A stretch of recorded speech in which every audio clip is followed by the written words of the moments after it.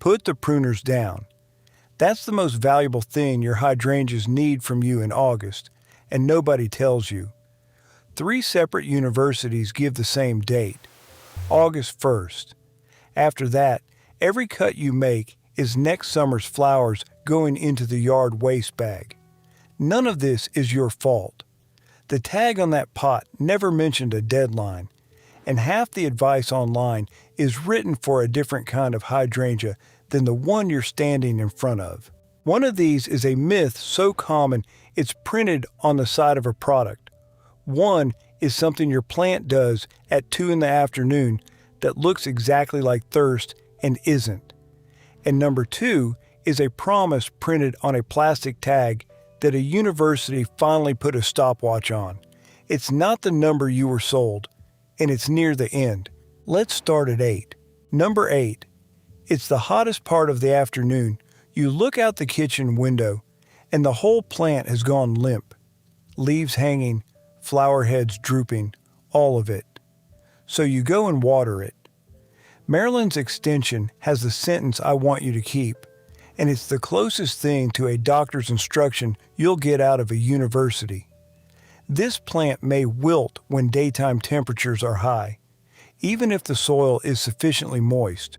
And then, the part that matters, if the plant recovers at night and the soil isn't dry, heat stress is the cause, and supplemental watering is not needed. That's a 2-part test, and you can run it tonight. First, put your finger in the soil, not on the surface, down into it. Second, go back out after the sun's gone and look at the same plant. Moist soil, and it's standing up again by dark. That was heat.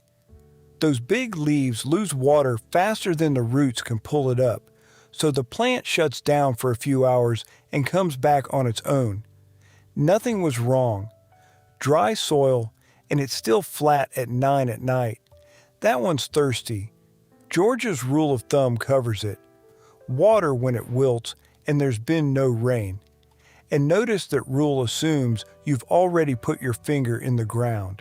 The reason I'm starting here is that the mistake runs the wrong direction. Letting it wilt for one hot afternoon is not what kills these plants. Watering one that was never dry, week after week all summer, does real damage. And keep that word in your head, thirst. About 9 minutes from here, I'll give you the explanation nobody offers, that there may be nothing wrong with your plant at all. One university says it plainly, and it's the kindest sentence in this whole video. Number 7. The half-used bag of fertilizer in the shed, and the thought that the plant looks tired, so it must be hungry. Here's something I never noticed in 34 years of selling the stuff. Look at what the universities actually publish as a feeding schedule for this plant. Georgia, a general-purpose fertilizer, 10-10-10, 2 cups per 100 square feet, March, May, and July. Clemson, the same product, the same rate, March, May, and July. Iowa State goes further and says spring only, as the new growth comes up. 3 schedules. Not one of them has an August in it. That isn't an oversight. There are 2 reasons, and they're both real. The first is that a hydrangea isn't the kind of perennial that dies to the ground. It's a woody one, a shrub. And that wood has to firm up and go dormant before winter. Illinois put out a piece in the middle of August, and the title answers the question on its own. Fertilizing trees and shrubs, it can wait. Their reason is that feeding a woody plant while it's still growing in late summer gives you a flush of new growth that may not have time to firm up before the cold arrives. That's a different rule from the one for your daylilies and your coneflowers, and it's worth keeping them separate in your head. A perennial dies to the ground on purpose. A shrub has to survive standing up. The second reason is the one that stings. Too much nitrogen is itself a reason hydrangeas don't flower. Georgia and Maryland both list it. So the bag you reach for because there weren't enough flowers is one of the reasons there weren't enough flowers. Leave it shut. March is soon enough. That bag isn't the worst thing in your shed, though. The worst is a product with a promise printed on the side of it, and I'll open that one about 3 minutes from here. Before number 6, if you'd rather have all of this in one place than chase down a different video for every plant in your yard, a friend of mine and I put it into one guide. It goes through the plants we actually keep, what we do to them, and when, and the ones we've given up on, so you can work from a plan instead of guessing. It's called the Low Maintenance Garden Blueprint. It's at henrysgardensecrets.com, and the link is right below this video. Number 6, not whether you water, how. The number, from Iowa State, about 1 inch a week, from you or from the sky, whichever shows up. Clemson says how to deliver it, and this is where most people go wrong. Deeply, once a week. Not a splash every evening as you walk by. On sandy ground, twice a week. That's it. The reason that matters. A splash every evening wets the top inch and nothing else. The plant never has a reason to send roots down after it, so it spends the rest of the summer living off the surface, which is the first thing to dry out. Time of day, from Maryland, and it's 2 words, water in the morning. Their reason isn't superstition. Watering in the heat of the day increases what you lose to evaporation by as much as 40%. And late in the day, if you're wetting the leaves, you're leaving them damp overnight, which is how leaf disease gets started. Then mulch, and I'll give you the number both Clemson and Maryland agree on, 2 to 3 inches, not more. Enough to hold moisture and keep the soil cool, not so much that you smother the base of the plant. One last thing from Georgia, and it's the one people find hardest to believe. The moment stress costs you the most isn't August, it's spring when the flowers are forming. What you do now matters, but what you do in April matters more, and almost nobody is out there watering in April. Which brings me to the one everybody actually came for, the color. And the reason you've been given for it is wrong, not slightly wrong. Wrong at the mechanism. Quick thing before I go on, and I'm asking for a practical reason. Tell me in the comments which hydrangea you've actually got.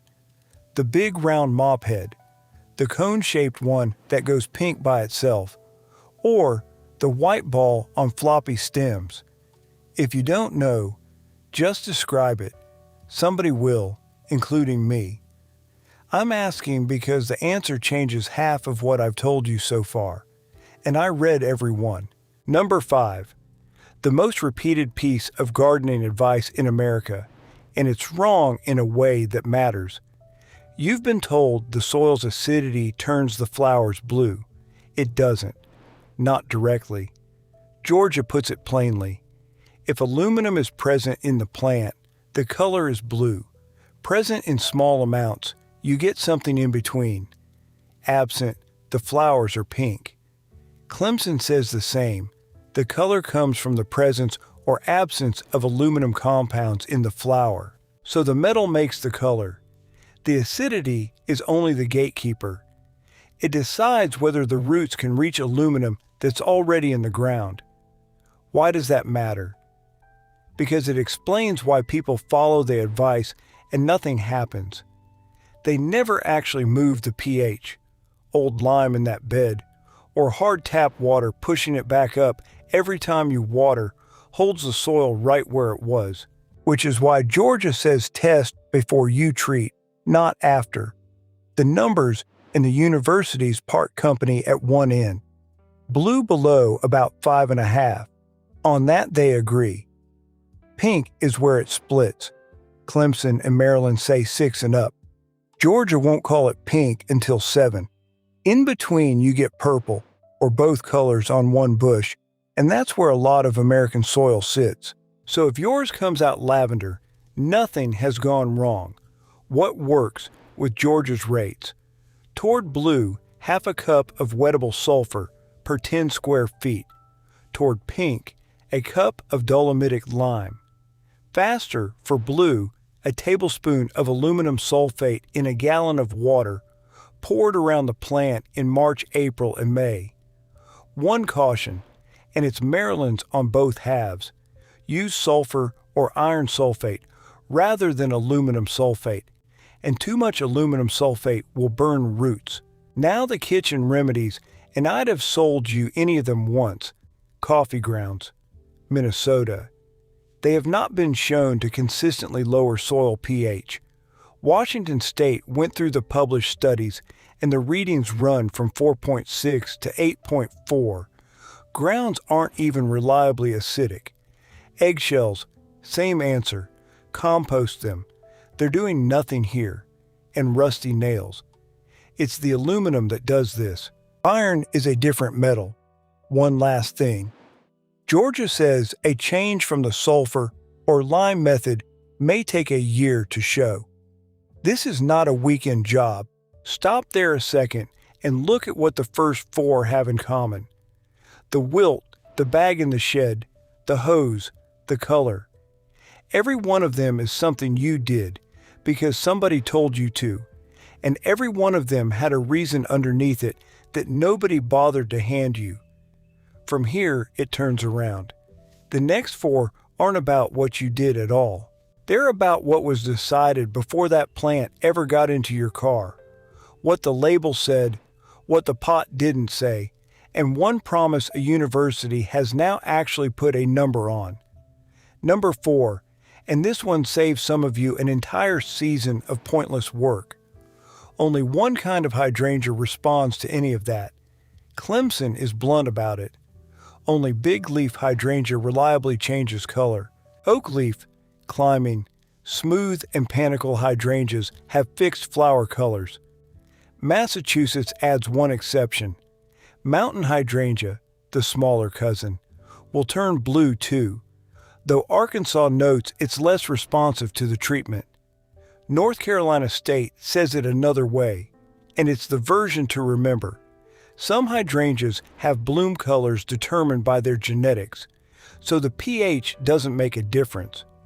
So if you've got a cone-shaped white one, or the big white ball, or the one with leaves like an oak, no amount of sulfur, no amount of lime, no amount of anything is going to move it. You can stop. And the white big leaf varieties stay white too. Same plant family, but white is white. Now, here's where people get honestly confused, and I don't blame them for it. The cone-shaped one, the panicle, does turn pink. Every year. It opens white or lime green and ages to rose and dusky red as the nights get cooler. That has nothing to do with your soil. That's the flower getting older. It'll do it in most of the country regardless of what you pour on the ground. Though Clemson warns that in the deep south, the nights stay too warm and it may barely pink up at all. Either way, chasing that color with lime wastes a season and a bag of it. Number 3. It's flowering badly or not at all, and you've decided something's wrong with it. 3 possibilities, and the third one is the one nobody offers. Shade first and get the number right, because the internet has this backwards. Iowa State's ideal is 2 to 6 hours of direct sun, with protection from hot afternoon sun. That's it. This is not a plant that wants a full day of blazing light. North Carolina State says protect it from the afternoon outright. But there's a floor, and too little light is on every list of reasons these don't flower. Iowa State. Smooth, oak leaf, big leaf, and climbing hydrangeas all flower well in partial shade, but in too much shade they may not bloom well. If a tree has grown up over yours in the last decade, that's your answer. Second, deer. Maryland lists browsing on flower buds as a cause of no flowers. North Carolina State tags big leaf as susceptible, and Penn State puts it plainly. Heavily browsed, and the result is the same, few flowers or none. They take the buds in winter when you're not looking, and in June you blame the weather. And third, the one nobody ever suggests. Iowa State. Most hydrangeas need to get established before they flower, and may not produce blooms for the first 2 or 3 years, the climbing one especially. If you put that plant in last spring, there may be nothing wrong with it at all. It's a young shrub doing what young shrubs do, building roots before it builds flowers. Give it the 3rd summer before you dig it up. And before the last 2, there's a group this whole video does not apply to. If yours is one of them, every deadline I've given you is wrong for your plant, and I'd rather you knew which one you own than followed a rule that was never written for you. That's next. Now, before the last 2, let me take the weight off about half of you. Everything I've said about that August deadline applies to one group of hydrangeas. If you've got either of these 2, you can stop worrying entirely. The cone-shaped one, the panicle, limelight, and the old PG, and the big white ball, the smooth hydrangea, which most people know as Annabelle. Both of those flower on new wood. Clemson. They can be pruned in late winter or early spring while the plant is dormant. Iowa State says the smooth one can go right back to the ground in late winter, and the cone-shaped one wants a few branches taken out in March or early April. Minnesota adds fall as an option for the cone-shaped one, and here's the cleanest way to hold it in your head. For those 2, there is no August deadline, because the wood they'll flower from doesn't exist yet. It grows next spring. You can't cut off something that hasn't happened. Now hear this next part, because it's the easiest mistake in this whole video, and I want to name both plants people get wrong. The oak leaf does not belong in that safe group. It looks rugged, it's native, it feels like it ought to be the tough one, and it flowers on old wood, exactly like the big leaf. Same deadline. And the climbing hydrangea, the one on the north wall or up an old tree, is old wood too. The deadline applies to it as well. You just almost never need to prune it, so it rarely comes up, which leaves the 2 I've been building toward. Number 2 is the promise on the tag, the one Florida finally counted. And number 1 is the date, and the reason behind it isn't the one you guess. New here, subscribe. I'm going through my own yard, one plant at a time, and telling you what I got wrong. Number 2, the reblooming ones. I sold pallets of these the year they came out. Endless summer, and then bloomstruck, twist and shout, summer crush. The pitch was that they flower on old wood and new wood, so a bad winter can't take your season away. That part is true, and Penn State confirms it. It's a genuine advance. Clemson explains the advantage properly. If a cold winter kills the early buds, the plant still flowers on the new growth. That's a real safety net, and I'm not going to talk you out of it. Now the part that isn't on the pot. New Hampshire's extension on this exact series. Although it's touted as hardy to Zone 4, harsh winters often kill the flower buds in New Hampshire. Read that carefully, because it turns on a distinction almost nobody makes. Root hardy and bud hardy are 2 different things. The plant survives. It comes back. The buds that were going to be your flowers do not. That's how you end up with a healthy green shrub and nothing on it, and a tag that technically didn't lie to you. Clemson adds the summer version of the same problem. When it gets hot and dry, these varieties, if they're not watered correctly, go into a kind of hot weather hibernation and simply don't repeat. And there is a real number on this, which surprised me. Florida put 20-odd big leaf varieties in the ground at their research center in Quincy and counted weeks of bloom. Endless Summer came out around 24 weeks a year. Old Nico Blue, 17 and a half. Some of the antiques managed too. So the advance is measured, not marketing. But look where it was measured, Zone 8 in Florida. Nobody has published that figure for a Zone 5 winter, and a Zone 5 winter is the whole question. For the cold end, we only have observation. Iowa State says endless summer and bloomstruck bloom much more reliably in Iowa gardens than Nico blue, which usually doesn't bloom there at all. More forgiving, not bulletproof, which leaves the date. And the reason behind August 1st isn't frost, and it isn't the plant slowing down for the year. It's something happening inside that shrub right now, this week, while you're standing there looking at it. Number 1, and it's a date that's already gone. Maryland's extension ranks it. Pruning at the wrong time of year is the number 1 reason for no flowers on hydrangea. 3 universities, 1 date. North Carolina State, do any pruning before August 1st. Clemson, avoid pruning big leaf hydrangeas after August 1st to avoid inadvertently removing flower buds for next season. Georgia says the same, and one of their county offices puts it harder still. September will be too late, because right now, in there, it's building next year. Minnesota, these plants produce buds in late summer to early fall that will form next year's flowers, so the shears stay in the shed until spring. 1 honest split. That date is Southern and Mid-Atlantic. Up north, New Hampshire and Iowa State say something simpler. Wait until spring, until you can see what the winter actually left you. So the August job on a hydrangea is mostly not doing things. Don't cut it, don't feed it, don't water it, because it wilted at 2 o'clock.